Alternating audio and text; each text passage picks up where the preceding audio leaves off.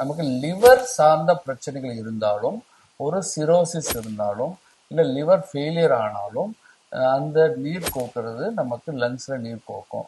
So இது ரெண்டு பக்கமும் நீர் கோக்குறதுக்கு காரணம் லிவர் ஃபெயிலியராக கூட இருக்கலாம். தைராய்டு தைராய்டு லெவல் ரொம்ப லோவாக இருக்கும்போது ஒரு மிக்சிடிமான்னு சொல்லுவோம்.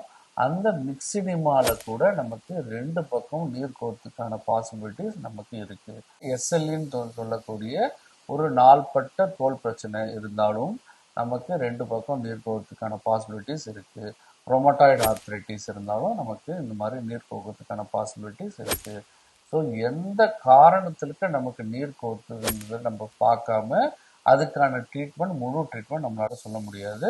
ஸோ அதை நம்ம நீரை எடுத்து ஒரு சின்ன நீடல் ஒன்று செலுத்தி அதை நம்ம ஆஸ்பிரேட் பண்ணி அதை நம்ம பரிசோதனைக்கு அனுப்புவோம். அது கேன்சர் சம்மந்தப்பட்ட நீராக இருக்கா இல்லது அது டிபி சம்மந்தப்பட்ட நீராக இருக்கான்றதை நம்ம அனலைஸ் பண்ணி, இப்போ சப்போஸ் டிபியாக இருந்தது அப்படின்னா நம்ம டிபிக்கான மாத்திரை போட்டோம்னா இமீடியட்டாக அந்த ஃப்ளூரோடெஃபியூஷன் கம்மியாயிடும். அந்த நீரை எடுத்து பரிசோதனை பண்ணுறது மிக மிக அவசியம்.